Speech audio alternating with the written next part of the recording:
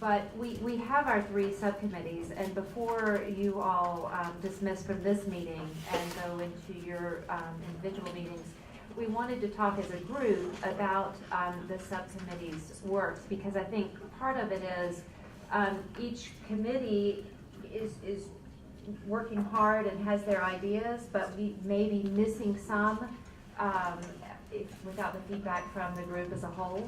So I'm going to ask each subcommittee chair to give just a brief kind of report on some of the things that you've been working on. What do you see as some of the highest priority areas? At the end of each report, or of the 3 reports, then we'll open it up to the group for generalized feedback around the subcommittees, just so that we can give you maybe some potential additional ideas of things to think about. So since Melissa's on the end and she's the one looking at me. That's dangerous. But meet the Fockers. I'm going to start with Melissa and let you update us on your group's work. Sure. So I was asked to chair the Policy and Procedures Subcommittee. The general parameters are really illustrative issues that were for descriptive purposes for this committee's focus area, included streamlining processes, particularly across jurisdictional boundaries with respect to both the judicial circuits, the DHS regions, and the counties, for example, looking at evidence-based practices or using that as a lens for the issues that we then select, and national best practices, and then particularly kind of taking a closer dive on, or deeper dive on the issue of predictive analytics, which has come up in conversations of this body, and you guys are generally aware of that as a cutting edge issue. So the subcommittee met initially once last week. So our initial conversation lifted up a couple of topics. I don't think these are exhaustive of maybe what all we'll explore, but they included predictive analytics and looking at particular aspects with respect to using a predictive model for, if you will, predicting substantiated cases. So which cases that are referred to the department, which reports are made, will result in a substantiated case. Also, which of the cases that come to the department's attention would result perhaps in a fatality, based on a number of risk factors and a matrix that can be created around that. We have more information, we have lots more learning to do about that, and so we're continuing to explore that from a knowledge acquisition standpoint. Also looking at another topic around the intake and investigation procedures. So really kind of unpacking that whole front end part of the system, all the way from reporting procedures, specifically looking at mandated reporting, through the intake process, which cases get screened out, which get accepted, and how they get then assigned to which response track, whether it's family support or investigation, the timeliness of that assignment process and the quality of those decision making.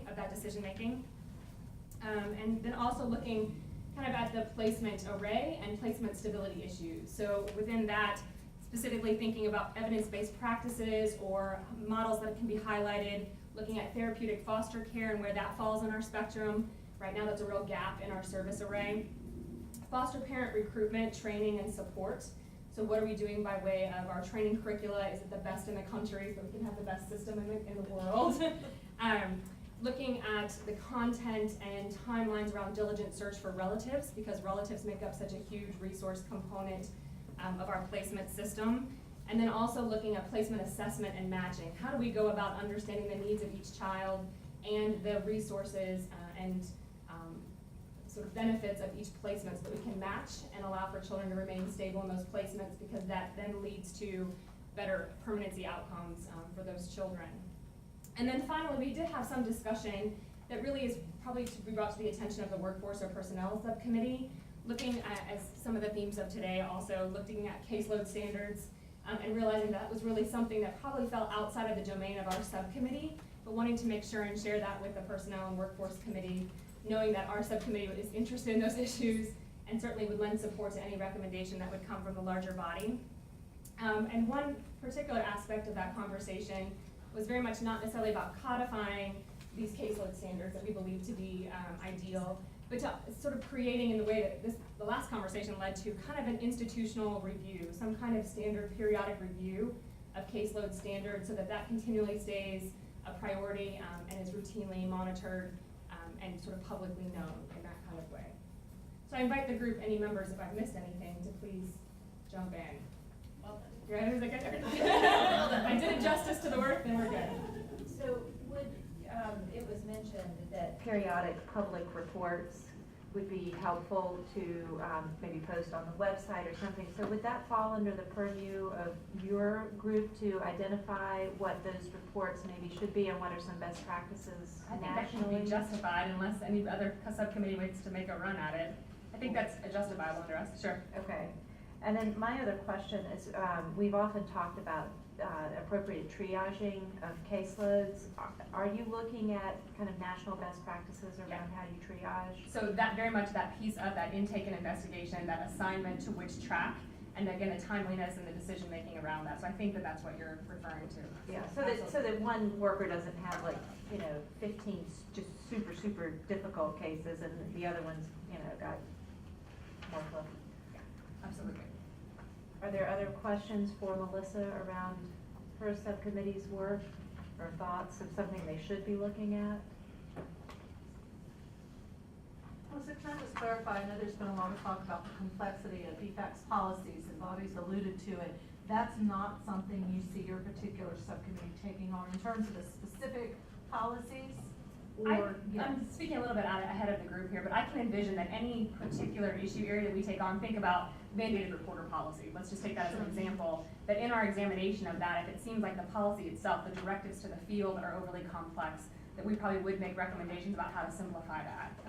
We have the great benefit of having a team of my students from the Barton Center sort of staffing this committee at the, with the agreement of the members. So that is very much the work that they're doing when they're compiling the information to support some of these interest areas, is looking at DFAC's policy currently and then taking a look at other state child welfare policies that are related, and so that we'll have some comparative benefit to make those recommendations about where things can be strengthened or refined or streamlined, improved. And to Ashley's point, one of the recommendations that came from some folks who have a lot of expertise in creating quality and excellence within an organization was that there really needs to be kind of a quote recipe card for a given situation, that you don't have to go through a big manual, in the field to try and figure out. You can pull something out that says, okay, this is how I do this, this, and this. And I don't know if that's. Sure, I think those kind of decision trees are always very helpful. Yeah. And so that Particularly for younger Right.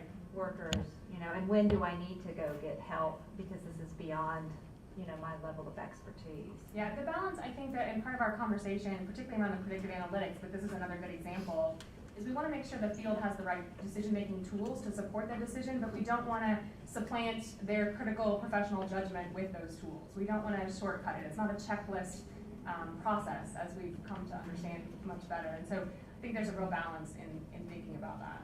I think that's true, but I know you agree with this as well, but we've just heard so much that there is confusion, I think, about what the policy is. And because you've had changes in leadership, even to Bobby's point, if there are tweaks in the policies, it's still really difficult to track and know what the expectations are. That's right. So I agree. At the end of the day, I've said many times, I think caseworkers are charged with making the most difficult judgment calls of probably anybody across state government in many ways, and the consequences of those decisions are so huge. But I think we should do what we can to make sure that the expectations are really clear, and where we can give them those tools, I think that'd be a big benefit. Yeah, I agree. And then my final question would be back to kind of what Chairman Willard was speaking about in terms of technology. And in looking at some of the things where the system has broken down, when a case manager's tried to find information, especially when the family's been in the system over a period of years, because it's being pulled from so many kind of disparate areas, it's hard to get the big picture, and it's easy to miss sometimes important details that might make the difference. So it would seem to me that part of this in using technology would be to have kind of at a glance really key factors about a family prior to making that visit. And I don't know if that's more of a technology kind of issue or if that's a policies and procedures issue, but I do think that arming them with kind of that sometimes you can't see the forest for the trees info is going to be really important. And work separately with the department that the Barton Center is doing around child fatalities, thinking about what those critical questions are that should be asked when we're doing those post-incident kind of reviews. I think those things are very helpful, particularly for less experienced workers, to make sure that at a minimum you exhaust this set of information domains, and then you can have support to help make your critical judgment based on that information. I think that's probably, we don't have a technology subcommittee, I guess, but, But we- yeah. We're thinking about. Okay. Yeah, I mean, what But we're I'd say thinking that about you is have a across the combination. system, as all of the committees, are meeting, we know that there are a number of things, and within the system that could be improved, with technology, and could make, could just make this a much easier system for caseworkers, and then, a much better system for the kids and families. And so, for all the committee chairs, it'd be good to think through those things and let us know what you think are the highest priorities. Particularly if you have a technology wish list, because I think we've got so many incredible resources with Georgia Tech being here and the tech community entrepreneurially here in Atlanta, and we've got folks who I think are gonna be willing to help us with this. So in the back of your committee, if you've got a kind of a technology, a little wish list, keep that running, and then when we come out of these, we'll be able to take that to a technology subcommittee Great. and say, this is what we need. Great.